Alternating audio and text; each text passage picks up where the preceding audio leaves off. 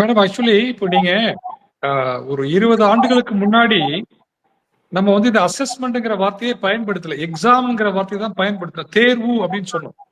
இப்போ இந்த அசஸ்மெண்ட்னுடைய பேட்டர்னே மாறிடுச்சுங்க. அது நம்ம வந்து லிபரலைசேஷன், பிரைவேடைசேஷன், குளோபலைசேஷன் போய் 20 வருஷம் ஆகி போயிடுச்சு. நம்ம வந்து இந்தியா வந்து அடுத்த லெவலுக்கு கொண்டு போனா நம்ம we have to just introduce lot of new policies in all the sectors. அப்போ எஜுகேஷனும் ஒன் ஆஃப் தி செக்டார் மாதிரி நம்ம வச்சிருக்கோம். கல்வி வந்து மிக முக்கியமான ஃபவுண்டேஷன். இப்போ நம்ம சொல்றது அசஸ்மெண்ட்ங்கிறது பையனுக்கு வந்து ஒரு பாடத்தை சொல்லி கொடுத்து அதை படிச்சு தேர்வு வைக்கிற முறையெல்லாம் மாறி இப்போ அவனுக்கு வந்து அவனுடைய ரெகுலரா ஸ்கூலுக்கு வரானா, அவனுடைய டிசிப்ளின் அதுக்கெல்லாம் ஒரு இன்டர்னல் அசஸ்மெண்ட் மாதிரி மார்க் கொடுக்குறாங்க. அவனுக்கு என்ன சொல்லி கொடுத்தோமோ அதை மல்டிபிள் சாய்ஸ்ல ஒரு கேள்வி கேட்கறாங்க. அப்படி அந்த அசஸ்மெண்ட்னுடைய பேட்டர்னே இப்ப மாறிடுச்சு. அப்போ ஒரு குழந்தை வந்து பள்ளிக்கூடத்துக்கு வரான், எல்கேஜில சேர்றாங்க அல்லது ஃபர்ஸ்ட் ஸ்டாண்டர்ட்ல சேர்றாங்க, ஒரு 5 வருடங்கள் படிக்கிறான்.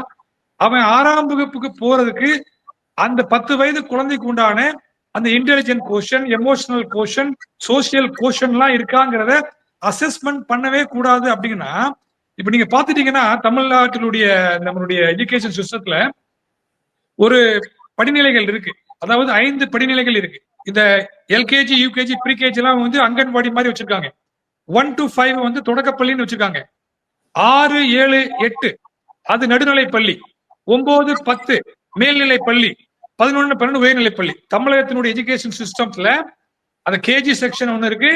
சில நான் படிச்சது கிராமத்துல வந்து 1 to 5 ஒரு திலகர் தொடக்கப்பள்ளி தமிழ் மீடியத்துல படிச்சேன். நான் 6ஆம் வகுப்பு படிக்கணும்னா ஒரு 4 கிலோமீட்டர் நடந்து போகணும். இப்பவும் இருக்கு. சில கிராமத்துல 1 to 5 தான் இருக்கு. அப்போ 5ஆம் வகுப்புல அந்த மாணவன் அரசு பள்ளியிலே பாஸ் டிசி கொடுத்தாதான் பக்கத்துல உள்ள கிராமத்துல போயிட்டு 6ஆம் வகுப்பு போய் சேர முடியும்.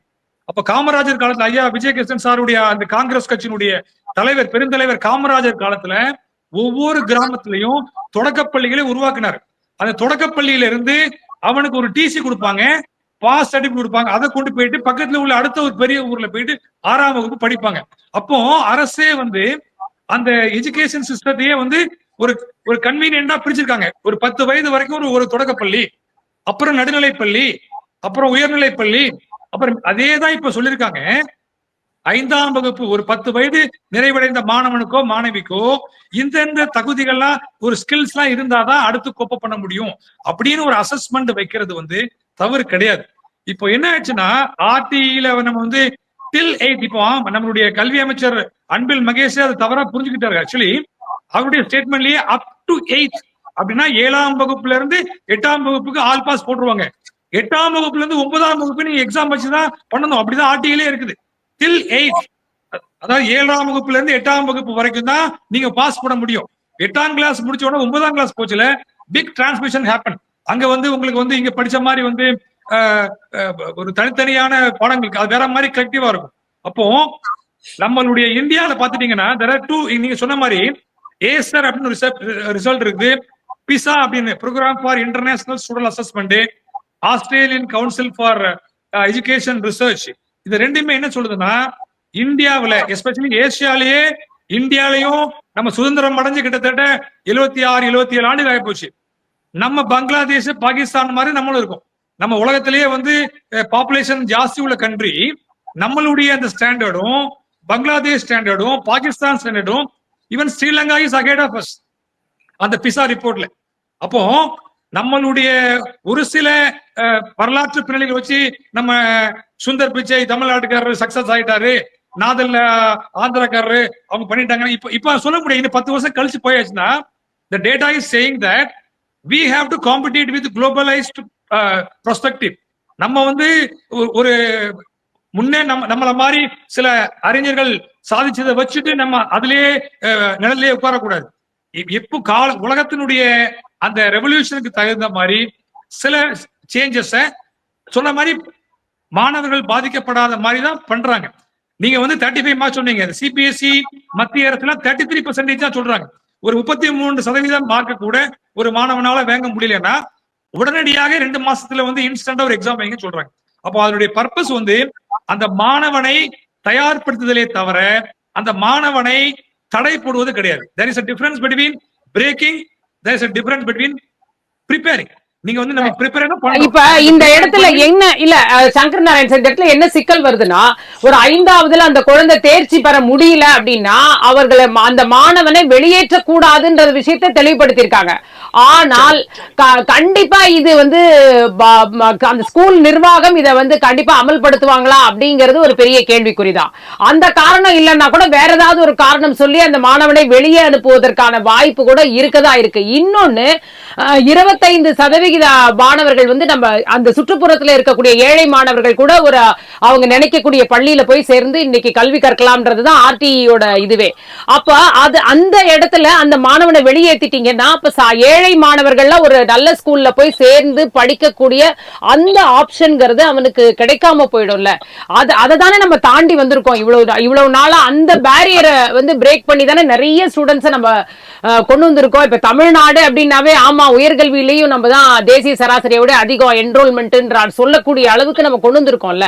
அப்ப இதெல்லாம் நம்ம சேர்த்து தானே பார்க்கணும். அப்ப நீங்க 5வதுலயே ஒரு பையனை நீங்க வெளில அனுப்பிச்சிட்டீங்கன்னா அப்புறம் அவனை எங்க சேர்த்துறது? அப்ப அவனுக்குள்ள ஏற்படக்கூடிய ஒரு அந்த குழந்தைக்கு ஒரு மனதளவுல ஒரு பின்தங்கிய ஒரு டிப்ரெஷன், அந்த குழந்தைக்கு ஒரு தாழ்வு மனப்பான்மை வரும். ஓ இது என்னமோ நம்மள அனுப்பிச்சிட்டாங்க அப்படின்ற ஒரு உணர்வு வரும். அப்ப அவன் ஸ்கூலுக்கு திரும்ப போவானான்னு தெரியாது. அந்த இடத்துல ஒருவரோட படிப்புங்கிறது நின்று போக கூட வாய்ப்பு இருக்குல்ல. இல்ல மேடம், நீங்க ஒரு ஸ்டேட்மெண்ட் சொன்னீங்க நல்ல ஸ்கூல். எதை வச்சு நல்ல ஸ்கூல் சொல்றீங்க? இப்ப நம்ம தமிழ்நாடு அரசு பள்ளி நல்ல பள்ளிகள் இல்லையா? இப்போ வந்து தனியார் பள்ளியில நல்ல பள்ளிகளா? அப்படி கிடையாது மேடம். நல்லா புரிஞ்சுங்க. இந்த மத்திய அரசு பள்ளிகள் கேந்திர வித்யாலயா இருக்குது, நவோதயா ஸ்கூல் இருக்குது, செல்ஃப் பைனான்ஸ் ஸ்கூல் இருக்குது, தமிழக அரசு நடத்தக்கூடிய மெட்ரிகுலேஷன்ஸ் பிரைவேட் ஸ்கூல்ஸ் எல்லாமே இருக்குது. இதுல இந்த சிபிஎஸ்இ பாடத்திட்டத்தில் நடக்கக்கூடிய செல்ஃப் பைனான்ஸ் ஸ்கூல்ல ஆர்டிஐ தேவையில்லைன்னு கவர்மெண்டே சொல்லிடுச்சு. இப்போ அதாவது ஒரு 2 மாசத்துக்கு முன்னாடி ஒரு ஆர்டர் கொடுத்துச்சு. என்னன்னா இந்த சிபிஎஸ்இ பள்ளிகள் செல்ஃப் பைனான்ஸ் ஸ்கூல் வந்து கடந்த 3 ஆண்டுகளாக ஆர்டிஐ அட்மிஷன் கொடுத்த பசங்களுக்கு அந்த பணம் கொடுக்க முடியாததுனால இந்த சிபிஎஸ்இ பள்ளிகளுக்கு வந்து ஆர்டிஐ கீழே வர வேண்டாம் அந்த ரூல்ஸ் சொல்லிடுச்சு. இப்ப என்ன ஆகுது அப்படின்னா யாருக்கெல்லாம் அஃபோர்டபிலிட்டி இருக்கோ அவங்க தான் தனியார் பள்ளியை நோக்கி வராங்க. அப்படி உங்களுடைய கருத்துக்கே வந்தா கூட ஒரு தனியார் பள்ளிகள் அவங்க 2 விதமா பார்க்கலாம். மாணவனுக்கு நல்ல எஜுகேஷன் கொடுக்கணும் அப்படின்னா பேரண்ட்ஸை கூட்டு கன்வின்ஸ் பண்ணி அந்த மாணவனை தயார் பண்ணி அவன் 6ஆம் கிளாஸ் போட்டாதான் அந்த பள்ளிக்கும் அட்மிஷன் கிடைக்கும், அந்த பள்ளிக்கும் ஸ்ட்ரென்த் ஏறும். இது intention is to make the student learn. இல்ல இப்ப நீங்க தனியார் பள்ளியில அந்த எஃபர்ட் வந்து கண்டிப்பா செய்வாங்களா? கிடையாது. நீ படிக்கலையா நீ வெளில போன்னு சொல்றதுதான். ஏன்னா நீங்க சொல்ற மாதிரி அவங்களுக்கு பணமும் வரல அப்படின்னா அதுக்கு யோசிப்பாங்கல்ல, எதுக்கு அப்ப அந்த மாணவன் எதற்கு அப்படின்ற யோசிக்கக்கூடிய ஒரு இடத்துல அந்த நிலைமை நம்ம இப்போ 5 ஆண்டுகள் அந்த குழந்தை அந்த இடத்துல படிச்சுட்டு திரும்பி வேற இடத்துக்கு வேற ஒரு சூழல் இல்ல, நீங்க அது பள்ளி தூரம்ன்றதுனால கூட அந்த ஸ்கூல்ல சேர்ந்திருக்கலாம். அப்ப இன்னொரு தூரமா இருக்கக்கூடிய பள்ளிக்கு செல்ல வேண்டிய இப்ப இதெல்லாம் யோசிக்கும் போது பேரண்ட்ஸ் ஒருவேளை அவங்களுடைய குடும்ப சூழலை கருதி திரும்பியும் பழைய நிலைக்கு கொண்டு போயிட மாட்டாங்கன்னு என்ன நிச்சயம் இல்லையா? அதை தடுக்க தானே நம்ம இதெல்லாம் கொண்டு வந்தோம். பெற்றோர்கள் மாணவர்களை பள்ளிக்கு அனுப்புவது கற்பதற்கு தான். அந்த கற்றல் அந்த அவுட்கமே வரலன்னா அப்ப வாட் இஸ் பர்பஸ் ஆஃப் ஒரு 5 வருஷம் பள்ளிக்கூடத்துல படிச்சதனுடைய நோக்கம் என்ன? இப்போ அந்த அவுட்கம்ங்கிறது அந்த 33 மார்க்ல தான் இருக்கான்னு நான் கேக்குறேன். அப்படி கிடையாது. நான் சொல்றேன் 33 மார்க்குங்கிறது அது அசஸ்மெண்ட்ல ஒரு ப்ராசஸ். ஒரு மாணவனை ஒரு பள்ளிக்கூடம் வேற அதாவது 360 டிகிரி அசஸ்மெண்ட் பண்ணலாம் மேடம். அதாவது இண்டிவிஜுவல் அசஸ்மெண்ட் இருக்கு. ஒரு மாணவனுக்கு இப்ப நான் ஒரு கவர்மெண்டினுடைய நார்ம்ஸ் பிரகாரம் ஒரு கொஸ்டின் பேப்பர் அவனால பண்ண முடியலன்னா அவனுக்கு வேற வழியில அசஸ்மெண்ட் பண்ணுங்கன்னு சொல்லுது. ஒரு பாடத்துல 100 மார்க்ல அவனுக்கு 20 மார்க் அந்த இன்டர்னல் மார்க்கே வந்துருது. அப்ப ரிமைனிங் 80 மார்க்குக்கு அவன் 13 மார்க் தான் எடுக்கணும். நீங்க சொல்லக்கூடியது வந்து அந்த 33 மார்க்கை வச்சு மட்டுமே நாங்க அவனை அசஸ் பண்ண மாட்டோம். நிறைய அதுல பேராமீட்டர்ஸ் யாட்ஸ்டிக் எல்லாம் இருக்கு. அது வந்து எங்களுக்கு ஒரு லிஸ்ட் ஆஃப் திங்ஸ் கொடுத்துருக்காங்க அந்த மத்திய அரசினுடைய. நான் சிபிஎஸ்இ ஸ்கூல் பிரின்சிபலா இருக்கனால எனக்கு தெரியும். அதனால இதுல பயப்பட வேண்டிய அவசியமே இல்லை. அதாவது ஃபில்டர் பண்ணிடுவாங்க மாணவர்களை வந்து அது அப்படி பாத்துட்டீங்கன்னா டுடே இந்த இன்டர்வியூக்கு வர்றதுக்கு முன்னாடி தமிழ்நாடு ஸ்கில் டெவலப்மெண்ட் கார்பரேஷனோட வெப்சைட்டுக்கு போயிருந்தேன். அதுல அந்த Tamil Nadu skill development corporation website என்னெல்லாம் போட்டுக்குன்னா இந்த கோர்ஸ் எல்லாம் நீ படிக்கணும்னா 5ஆம் கிளாஸ் பாஸ் பண்ணிருக்கணும், 8ஆம் கிளாஸ் பாஸ் பண்ணிருக்கணும், 10ஆம் கிளாஸ் பாஸ் பண்ணிருக்கணும் போட்டிருக்கு. அப்போ ஒரு தமிழ்நாடு அரசு நடத்தக்கூடிய ஒரு ஸ்கில் டெவலப்மெண்ட் கார்பரேஷன்ல ஒரு ஜூட் பேக் தைக்கிறதாகவோ அல்லது ஒரு டெய்லரிங் படிக்கணும்னா கூட ஒரு பையன் 5ஆம் கிளாஸ் பாஸ் பண்ணிருக்கணும்னு கவர்மெண்டே சொல்லுது. அப்போ 5ஆம் கிளாஸ் பாஸ் பண்ணிக்க அப்ப எப்படி மதிப்பீடு செய்வீங்க அந்த பையனை? இப்ப இப்ப நம்மள பொறுத்த வரைக்கும் 5ஆம் கிளாஸ் எல்லாருமே பாஸ் பண்ணிடுவாங்க. அப்ப அந்த வேலைக்கு அந்த பையனுக்கு தகுதி இருக்கு. அவ அதுக்காக கஷ்டப்பட தேவையில்லை. அங்க போய் அந்த திறனை வளர்த்துக்கிட்டா போதுமானது. அவங்க செலக்ட் பண்றது ஸ்கில் டெவலப்மெண்ட் கோர்ஸ். அப்போ அந்த ஸ்கில் இருக்காங்கிறது பார்க்க கூடாது. நான் சொல்றது நீங்க அசஸ்மெண்ட்ங்கிறது the assessment is also part of testing the skill. அப்போ ஒரு ஸ்கில் டெவலப்மெண்ட் இருக்கான்னு பாக்குறது கூடாதுங்கிறீங்களா? அப்ப எப்படியோ போவான் அந்த கோர்ஸ் படிப்பான். இப்போ நீங்க வந்து ஒரு டிரைவிங் லைசன்ஸ் வாங்கணும்னா ஒரு ஒரு ஒரு ஒரு ஒரு வச்சிருக்கீங்க, இவ்வளவு தேவைன்னு சொல்லிருக்கீங்க. அப்போ வந்து 10ஆம் வகுப்பு எக்ஸாம் அடுத்து என்ன சொல்ல போறீங்க நீங்க? நம்மளுக்கு நீட் எக்ஸாம் வேண்டாம்னு சொல்லியாச்சு, 5ஆம் வகுப்பு எக்ஸாம் வேண்டாம்னு சொல்லியாச்சு, 8ஆம் வகுப்பு எக்ஸாம் வேண்டாம்னு சொல்றோம், 10th எக்ஸாம் வேணா சொல்லிடுவோம், 12th எக்ஸாம் வேணா சொல்லிடுவோம். பையனை பார்ப்போம், எவ்வளவு உயரம் இருக்கிறான், எவ்வளவு ஹைட் இருக்கிறான், என்ன கலரு, நீ செலக்ட்னு சொல்ல முடியுமா? ஏதாவது ஒரு இடத்துல நம்ம பிஹேவ் ஃபில்டர் இல்லையா? நல்லா புரிஞ்சுக்க. டைரக்டா 12ஆம் வகுப்புல போய் ஃபில்டர் பண்றதுக்கும் அந்த பையனுக்கு வந்து ஒரு அசஸ்மெண்ட்னா என்னன்னே தெரியாது. நீங்க வந்து ஒரு ப்ராசஸ் தானே மேடம். இது வந்து நீங்க இது ஒரு எக்ஸ்பீரியன்ஷியல் லேர்னிங். இது வந்து ஒரு பையன் நம்மளுக்கு வந்து பெரிய கிளாஸ்ல போயிட்டு எப்படி எக்ஸாம்னு பயப்படுறதுக்கு பதிலா ஐயோ இதுதான் எக்ஸாமா, இப்படிதான் கேள்விகள் கேட்பாங்களா அப்படிங்கிறது அதை கூட சொல்லக்கூடலன்னா அப்ப என்ன?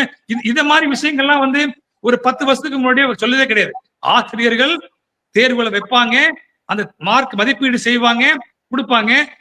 சில கிளாஸஸ் எல்லாம் முன்னாடி வந்து டபுள் ப்ரமோஷன், நல்ல குழந்தைகளை 3ஆம் வகுப்புல இருந்து 5ஆம் கிளாஸ் போட்ட கேஸ் எல்லாம் இருக்கு.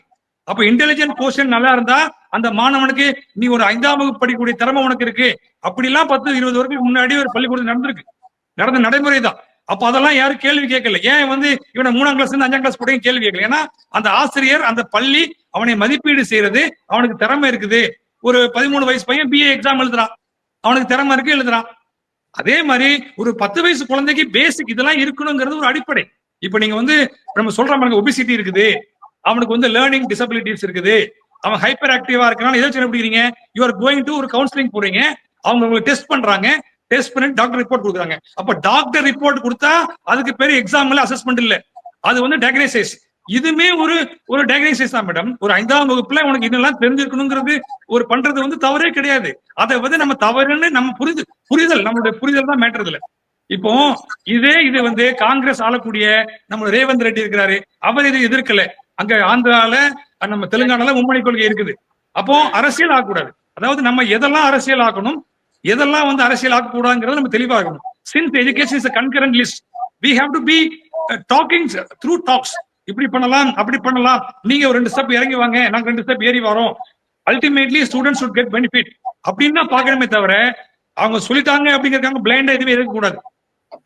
விஜய் கிருஷ்ணா இந்த இடத்துல வரேன் சார். ஓகே சார், வரேன் சார். விஜய் கிருஷ்ணா இந்த